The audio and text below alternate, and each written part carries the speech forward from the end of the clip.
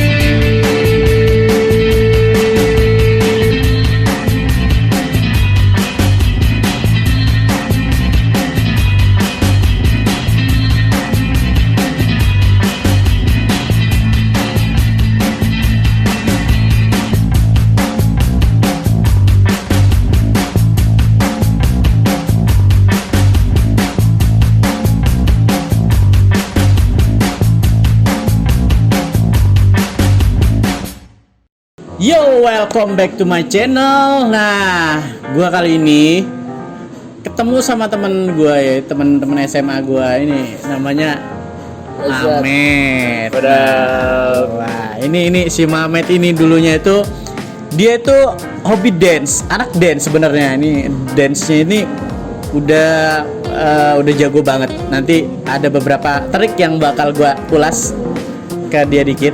Tapi ini fokus ada yang lebih unik lagi, yaitu dia punya usaha kopi, bro. Nah, ini kopinya dia ini bertempat di Bandung. Di mana sih lokasinya?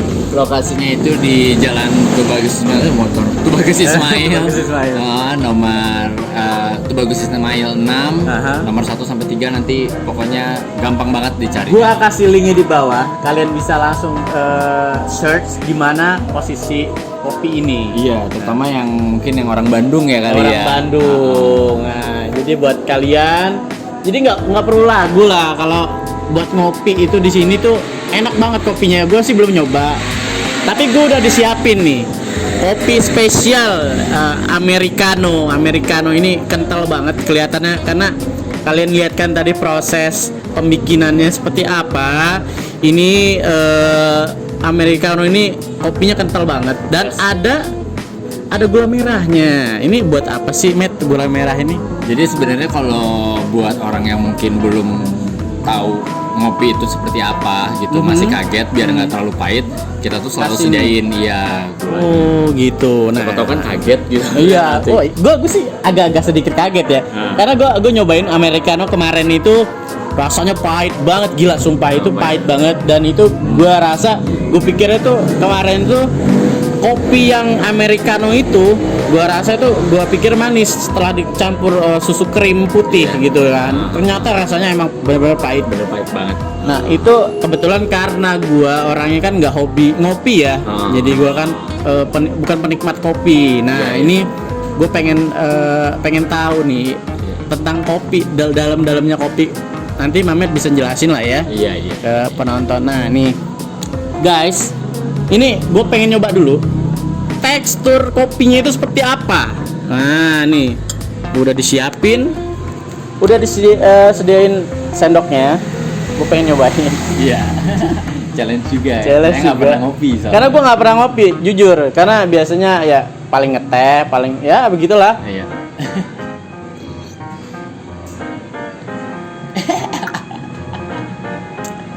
Itu pahit ya? Pahit banget, sumpah. Pahit ya? Tapi ini rasa kopinya kental banget. Nah ini gue masih penasaran sama kopi ya. Karena di era tahun milenial ini kebanyakan anak-anak muda itu, Matt, gue tuh pengen tenar, pengen wah kopi, pengen gaul gitu ya kan. Iya. Itu mereka kadang-kadang kita nggak bisa nyebutin salah satu kopi ya karena itu jadi ada satu tempat kopi yang menurut anak-anak muda itu wah tempatnya nyaman, itu suasananya enak, tapi kadang-kadang mereka ditanyain kopi itu apa bedanya kopi yang di sini sama pinggiran. Nah itu kan menjadi pertanyaan, pertanyaan. Gue juga bingung karena tadi si Mamet menceritakan sedikit tentang kopi, jadi ini membuat gue semakin penasaran. Nah ini katanya di setiap kopi bikinan dia itu berbeda daripada yang lain. Itu bedanya emang berasa banget kental. Ini karena gue biasa bukan penikmat kopi, cuman menurut gue ini kopinya ini kental banget. Itu perbedaan kopi lu sama kopi-kopi yang ada di pinggiran sama yang udah terkenal sampai saat ini, bedanya apa sih, Met? Sebenarnya sih kalau misalkan kita bilang bedanya apa yang ngebuat di sini lebih dari yang lain segala macam, semua kopi itu sebenarnya sama aja. Yang ngebedain itu biasanya dari ada metodenya gitu kan, terus dari beansnya sendiri dibanding kita sebut biji. Tapi kalau di kita sih sebut biji gitu ya. Kita lebih orang-orang taunya kalau orang kopi itu nyebutnya beans gitu kan. Nah kebetulan juga kita pakainya juga beans lokal juga gitu. Nah, jadi apa yang ngebuat kopi ini tuh jadi menarik padahal pahit gitu. Sebenarnya ada beberapa rasa kopi itu yang tersembunyi gitu. Ada yang kopinya lebih ngarah setelah kita rasain, rasanya tuh ada sedikit coklatnya. Oh gitu. Ada terus ya? ada rasa buahnya. Oh iya ada ya? Ada gitu. Wow. Terus juga ada rasa sedikit kacang dan lain-lain. Soalnya jadi pada saat penanaman kopi itu sendiri, dia tuh kan menyerap tanaman di sekitarnya. Gitu. Otomatis kalau misalkan let's say satu beans kopi gitu ditanam sebelah pisang, itu ada kemungkinan nanti menyerap rasa pisangnya sendiri. Oh gitu ya. Jadi nggak sekedar pahit doang. Gitu. Nah, wah ternyata unik juga ya. Iya. Jadi semua kopi itu kadang-kadang berunsur dari tanah juga, yang serapan yang apa yang diserap ya. Iya bener banget. Wah gitu, keren. Ini gue baru tahu loh, karena kebanyakan anak-anak muda itu pada nggak tahu, Matt. Jadi mereka itu cuma taunya ngopi. Gue beli aja yang di pinggiran. Di pinggiran kan tinggal seduh. Iya. Toh kopi sama aja kan, rasanya juga kayak kopi. Iya, gitu. Yang ngebuat beda itu apa sih? Yang gue pengen tahu nih. Yang lu udah tahu tentang kopi itu apa sih? Sedikit aja lu ceritain tentang kopi yang udah tahu. Jadi memang untuk di kedai-kedai kopi kayak begini gitu ya, sebenarnya ngebuat perbedaan paling signifikan itu tekniknya. Tadi yang Mamet bilang juga gitu, ada tekniknya, ada pembuatannya, jadi ada suhunya tersendiri, ada gramasinya gitu. Sedangkan kalau misalkan kopi-kopi pinggiran ya udah tinggal gunting, seduh, beres kan. Gitu. Dan yang bikin kenapa anak muda kan biasanya kopi itu rasanya mahal banget gitu. Banyak banget loh. Iya, banyak banget kan gitu. Mending kayak tadi dibilang mending pinggiran aja deh, sama-sama kopi gitu. Tapi kalau tadi udah lihat sendiri kan prosesnya tuh susah gitu. Yang mungkin bisa ngebuat kopi itu jadi berkualitas juga dari prosesnya juga. Oke. Ini yang gua serap ya. Dari yang ini ku terbuatnya emang benar-benar langsung pure dari bijinya tadi. Kalian bisa lihat kan di video tadi. Kalian bisa lihat itu proses dari biji menjadi sebuah bubuk dan menjadi sebuah kopi ini tuh emang ada ininya, ada tahap-tahapnya. Nggak seperti yang ada di pinggiran jalan yang kalian beli, tinggal gunting, seduh pakai air panas jadi. Nah itu beda banget rasanya. Itu perbedaan antara yang udah yang kopi yang di sini sama yang di sasetan tuh bedanya gimana sih, Matt? Kalau misalkan untuk itu ya, kalau kita sendiri sih nyebutnya ya ini pure kopi. Pure kopi gitu. ya. Udah nggak ada tambahan gula, udah nggak ada kalau misalkan mau ditambah gula segala macamnya. Jadi ya emang inilah pure kopi. Pure kopi gitu. Langsung dari beansnya di grinder, dihaluskan jadi bubuk, langsung diseduh dengan suhu yang pas. Akhirnya jadilah kopi ini. Oke. Nih gue kemarin tuh ada sebuah pertanyaan. Ini perbedaan antara kopi. Nah ini ada ya kopi yang dibilang kopi robusta dan kopi apa ya? Arabica. Nah itu perbedaannya apa sih? Sebenarnya kalau Arabica sendiri itu untuk penikmat kopi yang nggak terlalu suka yang pahit banget. Oke. Gitu, yang bold banget gitu. Kita sebenarnya bold banget gitu. Lebih suka yang light. Gitu, yang ringan-ringan aja. Gitu. Yang penting mereka tetap ngerasain esensi kopi. Gitu kan. Dan Arabica sendiri itu biasanya lebih banyaknya tuh kerasa asamnya. Oh, kerasa gitu. asam. Pernah asam, tuh iya. Jadi aku pernah nyobain kopi yang tekstur rasanya pas sudah dicobain itu agak pas setelah di ujung lidah itu rasanya ada agak asam. Itu Arabica ya? Iya, Arabica. Oh, itu perbedaannya guys. Iya. Jadi perbedaan Arabica sama Robusta. dan Robusta. Nah, itu beda banget. Jadi perbedaannya di situ ya. Iya. Wow. Kalau Robusta tuh lebih pahit, Lebih kental lah ya. lebih kental. Oh, jadi ya itulah guys perbedaan antara Robusta sama Arabica gitu. Ternyata emang ada perbedaannya. Nah, jadi begitulah perbedaannya, Jay. Jadi kalian masih yang penasaran bedanya yang Robusta sama Arabica itu ya begitulah. Jadi kadang orang awam tuh cuman taunya tuh kopi doang. Iya, kopi aja gitu ya kan. Kopi udah diseduh, diminum. Terus yang ada lagi nih. Yang gua tahu nih, kopi itu tuh kadang-kadang katanya kan. Gua ngopi buat ngilangin kantuk, anjay. Nah, ini gua mau ngulas nih. Sebenarnya kopi apa sih yang bisa ngilangin kantuk itu, karena mereka itu kebanyakan ya gua kedoktrin sama omongan mereka bahwa minumlah kopi buat menghilangkan kantuk karena kafeinnya banyak. Nah, itu bener nggak sih menurut lo? Sebenarnya sih balik lagi itu lebih ke sugesti masing-masing.